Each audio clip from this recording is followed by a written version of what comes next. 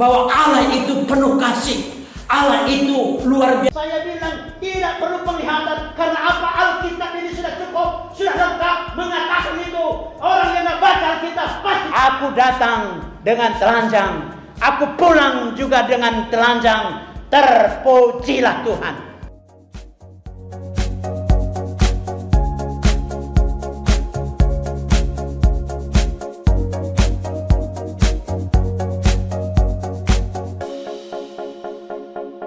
Memenangkan jiwa itu tidak sulit, tapi kalau untuk membawa jiwa ke gereja itu gampang.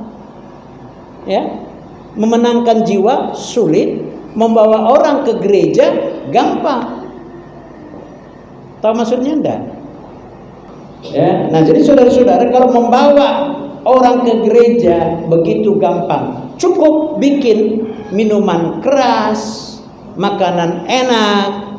Pasti tempat mabuk di gereja itu gampang bawa orang. Ya, apalagi kalau diikuti dengan judi, ya gampang. Kalau memenangkan jiwanya ini yang sulit. Karena apa? Kita datang pun ke rumah orang itu, kita datang melayani dia, kita kurban waktu dan tenaga, belum tentu dia mau. Karena itu yang membuat orang bertobat tidak pekerjaan manusia, pekerjaan Tuhan. Jadi apa yang dialami oleh ibu berupa 1000 ini tadi, itu kalau ada 1000% ya 1000% saya bilang. Tapi karena nggak ada 1000%, 100% aja. 100% itu pekerjaan Tuhan. Nggak ada sedikit pun pekerjaan saya di sini. Amin? Nggak ada. Ya, saya paling takut kepada Tuhan ini, supaya jangan saya mencuri kemuliaan Tuhan.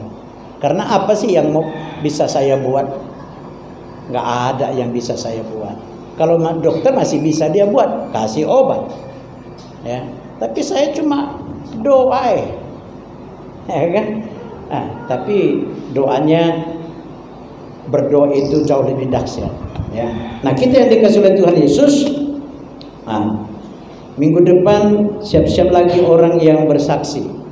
Ya, tentu ya yang udah punya pengalaman lah. Ya, pengalaman sama Tuhan. Jadi saudara-saudara, ini sangat penting saya ingatkan. Jikalau kita berdoa menurut semua doa yang sesuai menurut kehendaknya, tidak ada doa itu yang tidak dijawab. Nah, apa yang menurut kehendaknya itu? Menurut kehendaknya itu adalah kita ini, pribadi kita masing-masing, mengalami siapa Yesus dalam hidup kita. Mengalami secara pribadi.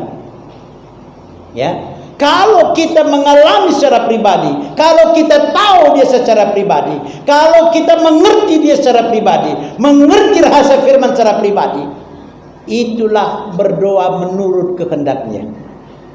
Ya. Jadi saya dulu pernah bertanya, apa sih menurut kehendak Tuhan? Ya. Ada orang bilang, ya berdoa menurut kehendaknya itu berdoa meminta kebutuhan. Keliru, saudara-saudara. Lalu ada lagi yang bilang begini, berdoa menurut kehendaknya itu adalah berdoa minta jiwa-jiwa. Keliru, saudara-saudara. Ya kan? Ya, Tuhan gampang aja dia mendatangkan jiwa. Kalau saya enggak, Tuhan gampang, cukup dia bikin aja sedikit aja gangguan, pastinya datang kepada Tuhan, ya kan? Cuma mengenal dia, mengalami dia gitu loh, berpengalaman dengan dia secara pribadi, itu yang penting. Amin. Setiap orang yang mengalami dia secara pribadi, setiap orang yang punya pengalaman pribadi dengan Yesus, pasti orang itu kuat dan sehat, pasti orang itu setia, tidak lagi mangkir-mangkir kepada Tuhan, tidak bolos dengan Tuhan. Nah, ini yang paling penting, saudara. Kalau kita sudah berdoa menurut kehendaknya, percaya deh saya bilang, apa yang Anda minta, ya, apa yang Anda minta. Ada orang yang minta pekerjaan, silahkan. Ada yang minta jodoh, silahkan. Ya, ada yang minta supaya dia punya harta, silahkan. Tapi pertama adalah berdoa menurut kehendaknya. Firman Tuhan katakan di dalam Matius 6 ayat 33, carilah dahulu kerajaan Allah dan kebenarannya, maka semuanya akan ditambahkan kepadamu. Carilah dahulu kerajaan Allah, itu berbicara pribadi Roh Kudus. Carilah Roh Kudus dulu dan kebenarannya, maka semuanya akan ditambahkan kepadamu. Saudara-saudara, utamakan dulu kerajaan Allah, utamakan dulu Roh Kudus, utamakan pimpinan Roh Kudus, maka Roh Kudus akan memimpin hidupmu untuk mencari apa yang engkau akan cari, engkau akan menemukannya. Amin. Halo, amin. Iya, tinggal itu aja. Ya kan? Kalau kita jauh dari Roh Kudus, jauh dari firman, jauh dari Yesus, lalu Anda mau berdoa, aneh juga ya. Makanya orang sering kali berdoa, dia nggak mengerti firman Tuhan, dia tidak tahu firman Tuhan, lalu berdoa minta sesuatu. Makanya bukan berkat yang datang, kutuk yang datang. Nah itu, ya. Nah kita yang dikasih oleh Tuhan Yesus, jadi yang paling penting dalam hidup Anda adalah mengalami Tuhan atau berpengalaman dengan Tuhan. Itu yang paling penting. Ya. Baik, mari kita buka firman Tuhan di dalam 1 Korintus pasal 3 mulai ayat 13 atau dari ayat 11 saja deh mulainya. Ayat 11 sampai 15 supaya nanti jelas dia. Ya. Oke, sudah dapat belum? Sudah? Saya baca ayat yang ganjil, Bapak Ibu saudara-saudara baca ayat yang genap. Kita mulai dari ayat yang ganjil, ayat 11. Ayat 11 mulai. Karena tidak ada seorang pun yang dapat meletakkan dasar lain daripada dasar yang telah diletakkan, yaitu Yesus Kristus.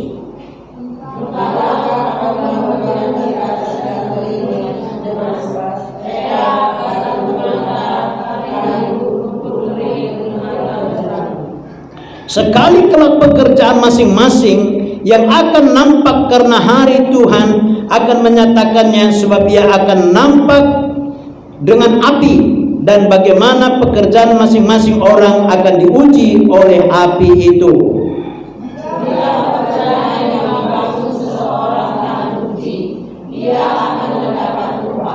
15 kita bersama-sama. Jika pekerjaan terbakar, ia akan menderita kerugian, tetapi ia sendiri akan diselamatkan, tetapi seperti dalam api. Nah, saudara-saudara, saya berikan tema kepada kita, yaitu pekerjaan yang tahan uji. Ya, pada ayat yang ke-13 tadi itu. Ya. Coba lihat pada ayat 13-nya. Sekali kelak pekerjaan masing-masing orang akan nampak, karena hari Tuhan akan menyatakan, sebab ia akan nampak dengan api, dan bagaimana pekerjaan masing-masing orang akan diuji oleh api. Ya, diuji oleh api. Nah, saudara-saudara, ini harus kita mengerti ini. Di dalam Ibrani ya 12 ayat 29, di situ jelas dikatakan Allah itu adalah api yang menghanguskan. Oke? Allah adalah api yang menghanguskan. Ya, itu dikatakan di situ. Jadi iblis juga adalah api. Efesus pasal 6 ayat yang ke-16. Ya, dikatakan di situ. Dalam segala keadaan pergunakanlah perisai iman, sebab dengan perisai itu kamu akan dapat memadamkan semua panah api. Dari mana? Itu api si jahat. Tuhan adalah api yang menghanguskan. Setan juga adalah api. Ya, saudara-saudara. Nah, sama dengan peristiwa pada waktu Musa memimpin bangsa Israel keluar dari tanah Mesir. Sebelum dia keluar, tongkat Musa menjadi, tongkat Musa jadi apa? Jadi ular. Lalu diundang lagi ahli-ahli nujum atau dukun-dukun dari Mesir, lalu masing-masing melemparkan tongkatnya, lalu juga menjadi ular. Tetapi ular tongkat Musa habis dimakan ular itu, semua ular-ular dukun dari Mesir itu. Artinya api iblis tidak berdaya pada waktu api Tuhan kita nyalakan. Amin. Halo, kok kecil aminnya? Amin. Iya. Itu tidak berdaya kalau kita nyalakan apinya Tuhan. Kalau tidak nyala api Tuhan, itu yang nyala adalah api setan. Api setan yang menghanguskan kita. Nah, kita yang dikasih oleh Tuhan, inilah nanti suatu saat pekerjaan kita masing-masing diuji oleh api. Ya, diuji oleh api. Nah, makanya dikatakan kita yang dikasih oleh Tuhan, pekerjaan di situ ya, itu menunjukkan bukan kita sebagai wirausaha, bukan pula kita sebagai PNS, bukan juga pekerjaan kita sebagai pengusaha, tetapi maksudnya pekerjaan di sini adalah pelayanan. Jadi pelayanan kita kelak diuji masing-masing dengan api. Batuk saya. Ya, pelayanan kita kelak diuji dengan, nah, apa yang diuji kalau kita nggak melayani?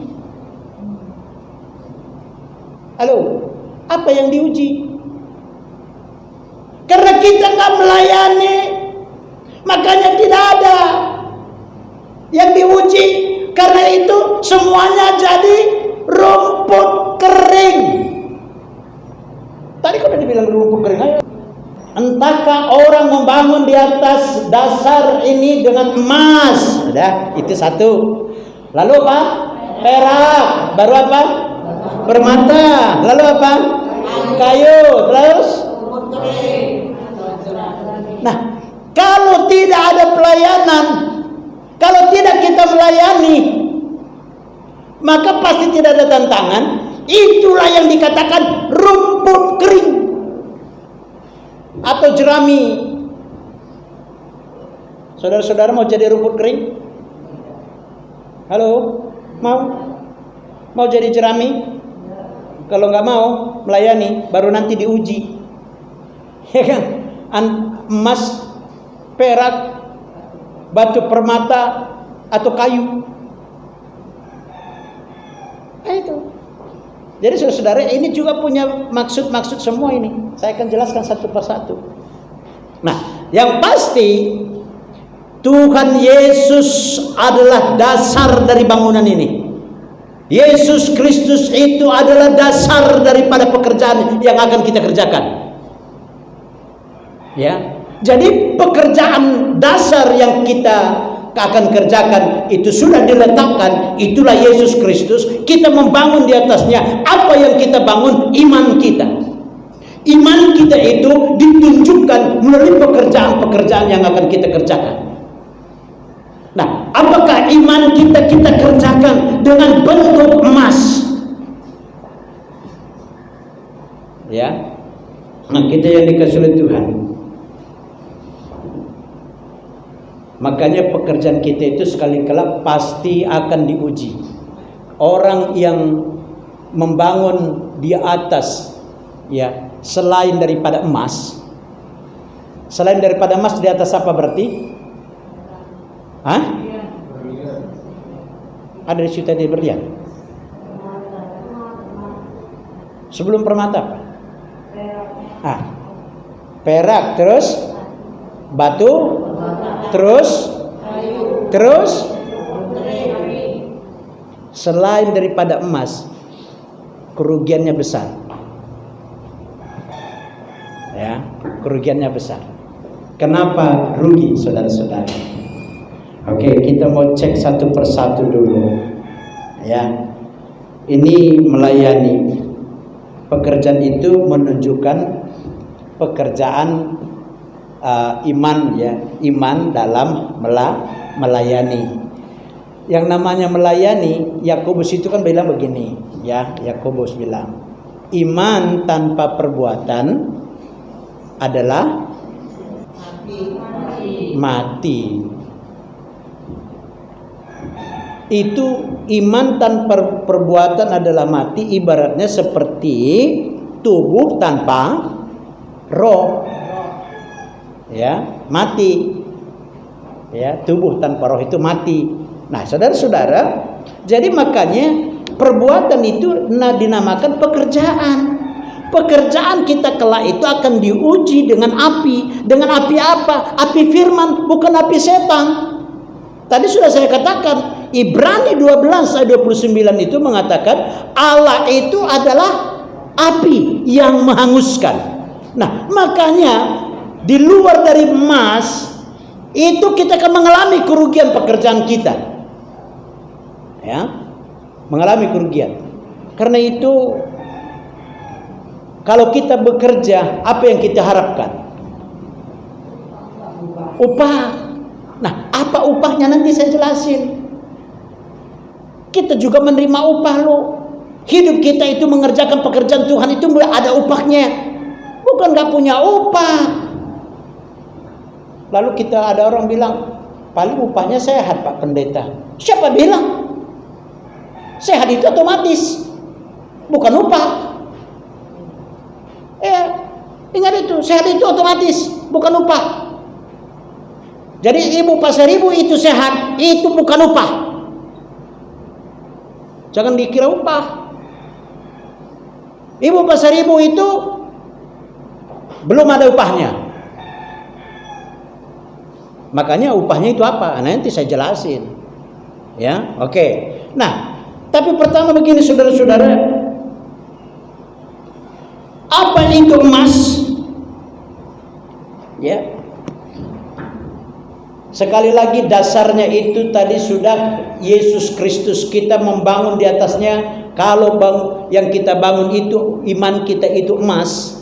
Emas itu tandanya pertama dia setia. Itu emas. Nah, kita yang menilai kita setia atau tidak. Setia dalam hal apa?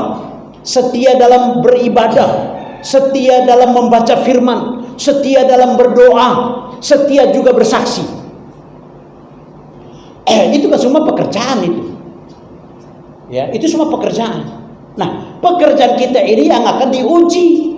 Nah, kalau kita memang emas itu berarti kesetiaan, berarti kita tahan uji.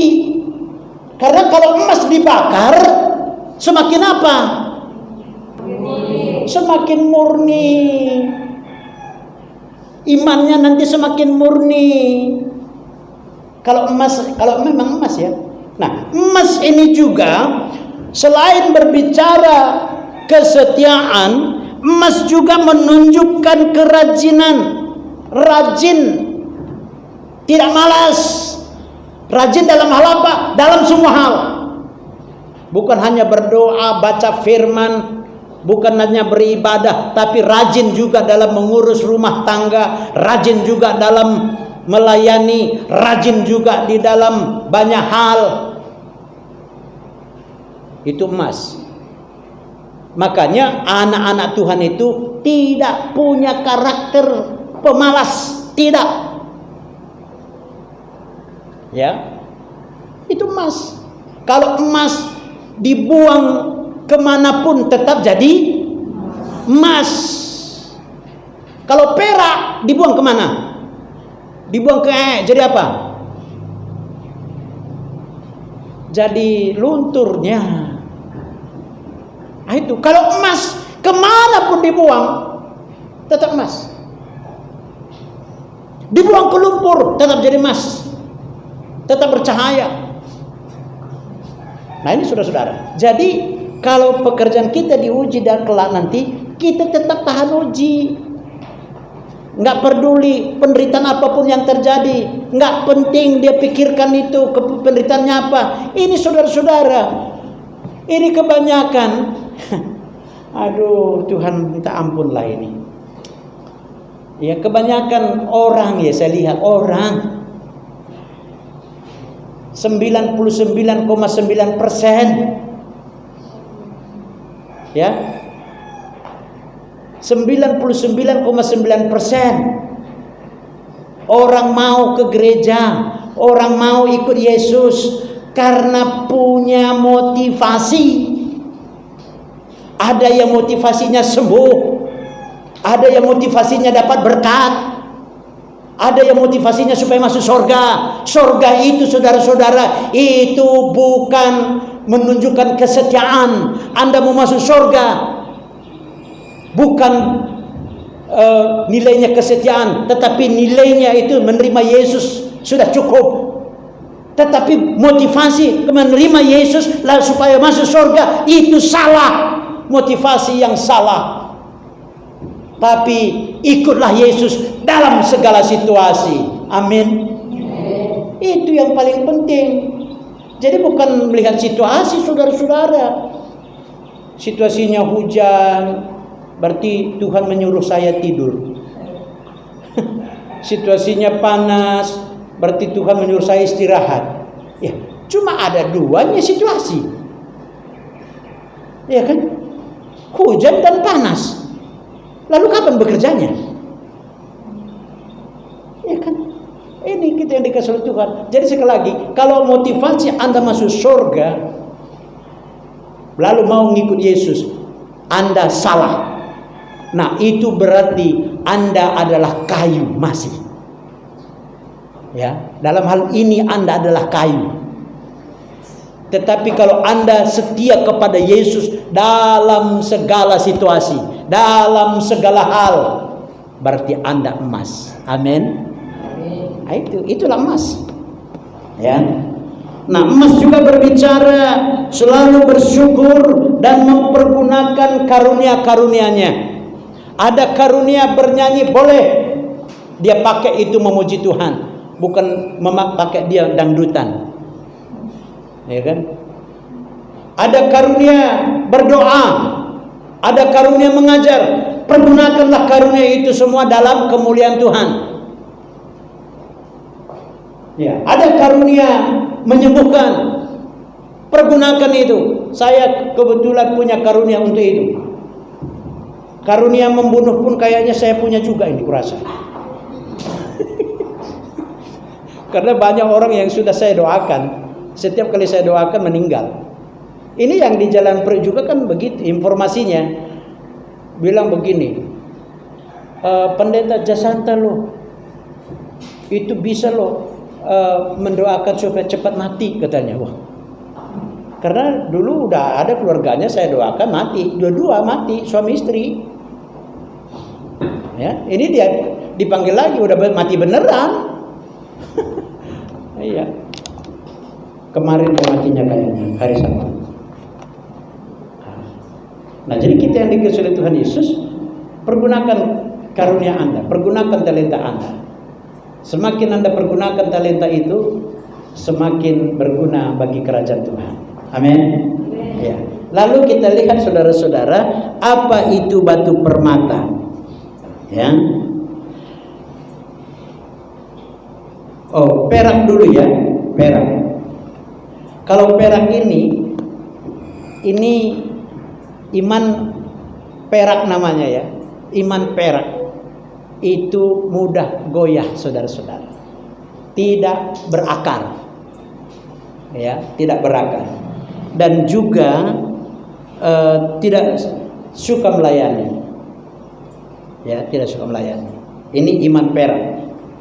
Terus dia katakan lagi batu permata, ya. Kalau batu permata ini, saudara-saudara, ini kelihatannya rohani, kelihatan. Tapi begitu diuji dengan api tadi, langsung retak batu permata ini. Ayo coba kalau batu permata kita bakar gimana? Halo? Bagaimana batu permata kalau dibakar? Dia gampang retak, ya, gampang retak, lalu hitam. Makanya batu permata ini orang yang sok rohani. Ada orang sok rohani di sini? Ada enggak? Sok rohani, sok alim. Terus apa soknya lagi tuh? Pokoknya segala sok lah. Berarti sama dengan munafik lah ini kan. Karena lain di mulut, lain di hati. Nah, saudara-saudara, ini tidak gampang kita menjadi emas, tidak gampang, betul tidak gampang. Karena apa? Diuji dengan api itu. Api itu berbicara apa sih? Api itulah berbicara penderitaan. Artinya kita ini semua akan diuji dengan penderitaan, ya, dengan penyakit, dengan kesusahan. Semua diuji di situ. Nah, kalau kita tahan uji, maka dikatakan kita menjadi emas. Kalau tidak tahan uji, ya seperti yang lain itulah. Nah, tadi saya sudah bilang, iman kita itu kalau seperti jerami, berarti tidak mau melayani. Ya, makanya kitab Wahyu itu mengatakan, suam-suam dia bilang, ku muntahkan. Orang yang mengikut aku kalau suam-suam, ku muntahkan, kata Tuhan. Suam-suam ini berbicara tidak sungguh-sungguh, tidak serius, ya dimuntahkan. Nah, artinya bagi Tuhan itu, saudara-saudara, kita harus serius, kita harus sungguh-sungguh. Makanya orang yang serius, orang yang sungguh-sungguh, tidak ada yang mustahil bagi Tuhan. Amin. Makanya untuk ikut Tuhan, saudara-saudara, harus lebih serius. Ya, itu batu permata itu dia sok rohani, ya, sok rohani. Lalu kalau rumput kering, kalau kayu dia dibakar habis. Kalau rumput kering, ya, tahu rumput kering ya, jerami ya. Kalau dibakar, ya nggak ada bertahan. Kalau kayu masih bertahan, ya. Nah, kalau kayu masih bertahan, kalau rumput kering ya nggak ada bertahan lagi, bakar habis selesai gitu loh. Nah, ini yang saya katakan tadi, tidak ada pelayanannya, saudara-saudara. Nah, kita yang dikasih oleh Tuhan. Lalu kalau kita tahan uji, apa yang menjadi upah kita? Apa yang menjadi upah kita? Nah, yang pertama, upah kita adalah kemuliaan. 1 Petrus 5 ayat 1. Coba kita baca dulu. Kita baca sama-sama ya, saudara di depan. 1, 2, 3. Aku menasihatkan para penatua di antara kamu, aku sebagai teman penatua dan saksi penderitaan Kristus, yang juga akan mendapat bagian dalam kemuliaan yang akan dinyatakan kelak. Amin. Kapan dinyatakan? Ya, kapan dinyatakan? Kelak itu maksudnya apa? Dinyatakan pada waktu akhir zaman. Jadi bukan sekarang, bukan besok, bukan bulan depan, di akhir zaman. Karena apa? Kemuliaan itu yang nantinya membuat kita hidup dalam kekekalan, saudara-saudara, seperti Yesus. Ya, Yesus mati lagi enggak? Halo? Enggak mati. Lazarus memang bangkit, dibangkitkan oleh Yesus setelah dia mati 4 hari. Tapi Lazarus mati lagi. Tapi Yesus, dia bangkit, mati lagi enggak? Tidak, kekal dia. Kebangkitan Yesus itulah nanti kebangkitan kita juga. Bersyukur Anda. Ya, amin. Jadi kapan kita dinyatakan nanti? Kelak itu kapan? Di akhir zaman. Akhir zaman itu maksudnya pada waktu kebangkitan. Artinya kita hidup dalam kemuliaan. Jadi bukan besok, bukan hari ini, saudara-saudara. Ya, kelak. Nah, terus yang kedua, apalagi upah kita? Upah kita berarti kemuliaan, ya. Kemuliaan itu sama dengan kemuliaan kebangkitan loh. Ya. Upah kita yang kedua, Matius 24. Ayo terus. Matius 24 ayat 45. Sudah? Ayat 45 dulu sampai 47 ya. Ayat 45 kita bacakan. 1, 2, 3. Siapakah hamba yang setia dan bijaksana, yang diangkat oleh tuannya atas orang-orangnya untuk diberikan kepada waktunya. 46. Berbahagialah hamba yang didapat tuannya melakukan tugasnya itu ketika dia tidak datang. 47. Aku berkata kepadamu, sesungguhnya tuannya itu akan mengangkat dia dan jangan melakukan segala hidupnya. Upah kita yang kedua adalah jabatan. Jabatan itu artinya talenta. Ya.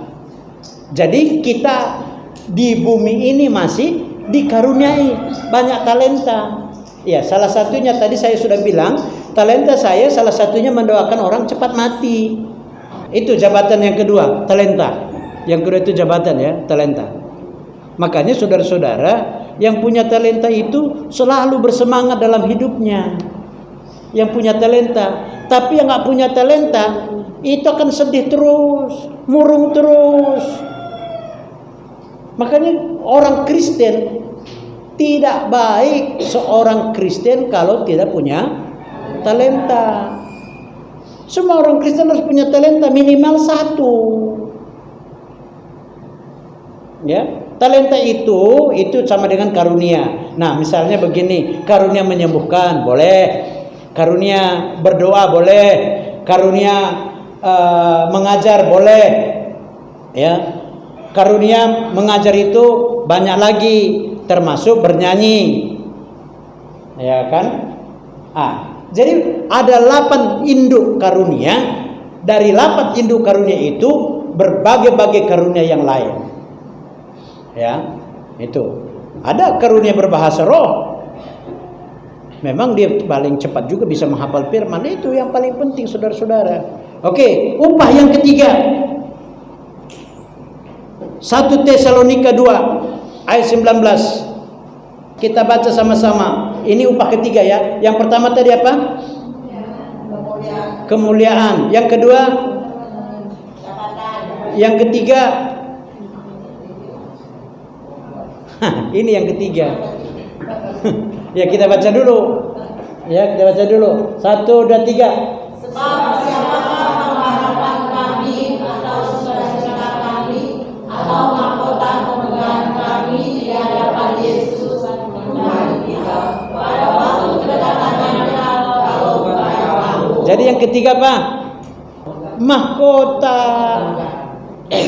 Yang ketiga itu upahnya mahkota. Mahkota itu ada 7, bukan hanya mahkota kemegahan. ada mahkota kesetiaan, ada mahkota kehidupan, ya, ada mahkota gembala, ada mahkota martir, ada 7 saudara-saudara mahkota. Jadi yang ketiga adalah mahkota. Yang keempat sekarang. Oh, tapi mahkota juga nih, kita baca dulu ayat satu lagi ya. 1 Petrus 5 ayat 4. Nah, ini juga berbicara mahkota ini.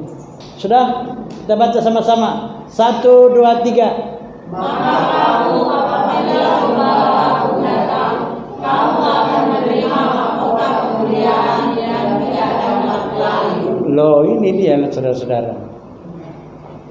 Tidak dapat layu, tidak dapat kering. Bahasa Inggrisnya labanchimelus. Ya. Ini mahkotanya. Oke, kita punya mahkota ya. Jadi mahkota 7 ya. Artinya ada mahkota kemuliaan, ada mahkota kebahagiaan, ya. Ada mahkota martir, ada mahkota kesetiaan, ya. Pokoknya ada 7. Nanti kalau mau tahu saya akan sampaikan juga. Nah, jadi penting ini saudara-saudara. Nah, sekali lagi, kalau kita tahan uji, apa yang diuji, nah ini yang paling penting lagi saudara-saudara. Kalau kita tahan uji, kita menerima upahnya adalah pertama kemuliaan, ya. Upah kedua adalah jabatan atau talenta. Upah yang ketiga adalah mahkota. Nah, apa yang diuji? Nah, ini yang diuji saudara. Kalau ini yang diuji, Anda lolos, Anda menang. Amin. Apa yang diuji? Yang pertama kita buka dulu Yesaya 28 ayat 16. Ini yang diuji. Sudah dapat? 1, kita baca sama-sama. 1, 2, 3.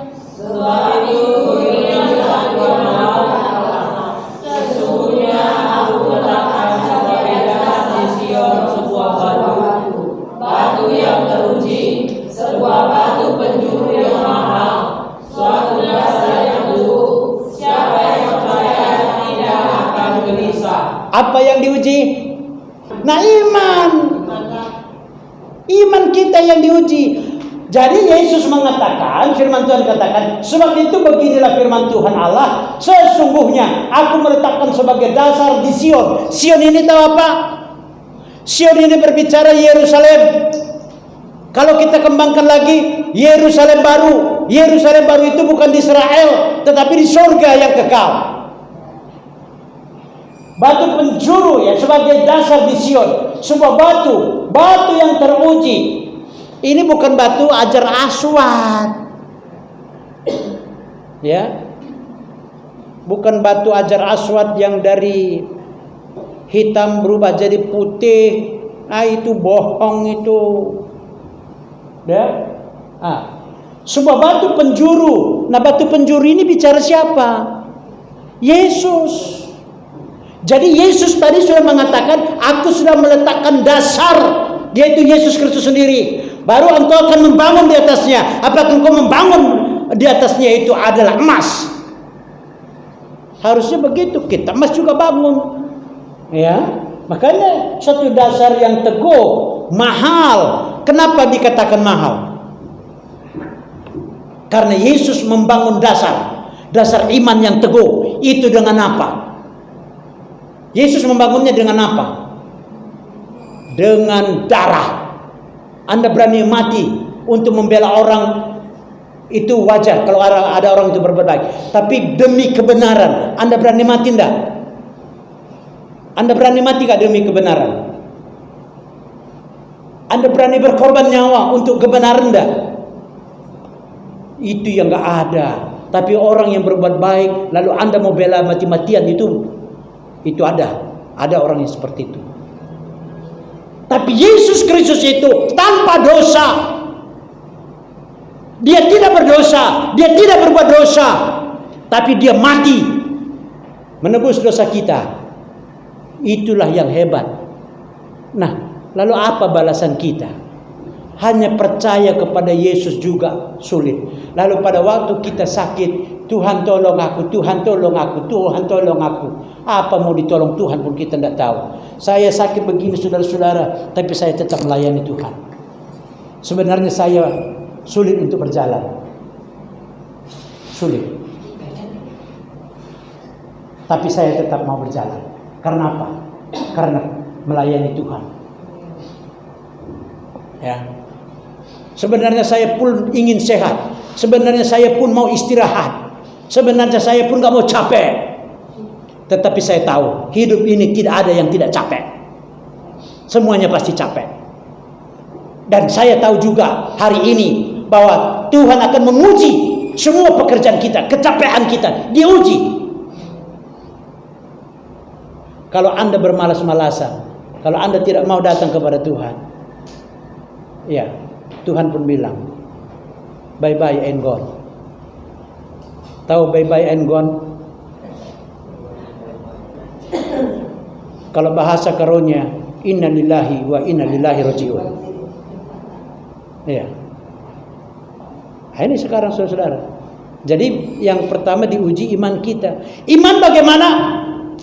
Jelas dikatakan iman tanpa perbuatan adalah mati. Lalu iman timbul dari mana? Dari mendengarkan firman Tuhan. Iman adalah dasar dari segala sesuatu yang kita harapkan dan bukti dari segala sesuatu yang tidak dapat kita lihat.